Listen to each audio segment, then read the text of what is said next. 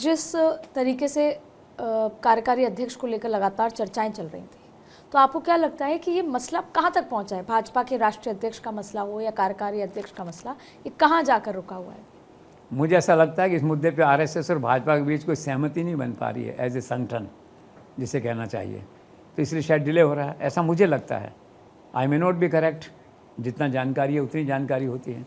अभी राजनाथ सिंह के घर पे बैठक हुई थी, आरएसएस के एक टॉप फंक्शनरी भी थे वहाँ पे, अरुण कुमार भी थे उनके साथ। हाँ, वो जो लोग थे वहाँ पे, शायद सरकार के लोग भी थे, एक दो जो हैं। मेन मुद्दा ये इस बात का है कि आरएसएस ये चाह रहा है कि संगठन पे हमारा अधिकार रहे।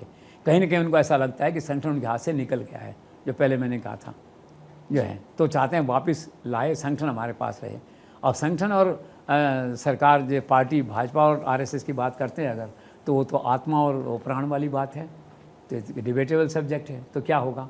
तो बहरहाल ये है कि फैसले वही हो रहे हैं जो नरेंद्र मोदी अमित शाह कर रहे हैं।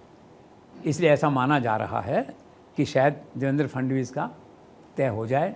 हालांकि आदित्य बता रही थी कि भी धर्मेंद्र प्रधान का है, लेकिन पता नहीं क्यों मुझे लगता है कि फडणवीस का है। और उनके लिए सरकारी मकान भी देखा जा रहा है दिल्ली के अंदर के, अगर आते हैं तो कहाँ रहेंगे, जैसे प्रोसीजरल सब बातें होती हैं। तो कुल मिला के ये है कि ये डिले इसलिए हो रहा है शायद कि आरएसएस और भाजपा में एक आम सहमति किसी नाम पे नहीं बन पा रही थी या नहीं बन पा रही है, और ऐसी आशा की जानी चाहिए कि सहमति बन जाएगी। और उसमें मेरा व्यू ये है कि जो फाइनल शॉट्स हैं, तो Modi Amit Shah will be calling the final shots, ऐसा मेरा आकलन है। तो लेट्स सी, देवेंद्र फडणवीस जी बनते हैं अगर, तो कौन कह सकता है कि मोदी शाह के आदमी नहीं है? कौन कह सकता है? कोई नहीं कह सकता दैट इज है। तो let's see what finally comes out. लेकिन ये कोई इशू नहीं है, बन जाएगा पार्टी अध्यक्ष। अभी नड्डा जी काम कर रहे हैं अच्छे से, चुनाव होंगे शायद उसके बाद ही होगा, कार्यकारी अध्यक्ष बनेगा थोड़े दिन, वो बन जाएगा। तो कोई प्रॉब्लम नहीं है, लेकिन डिले थोड़ा हो रहा है ऐसा लगता है।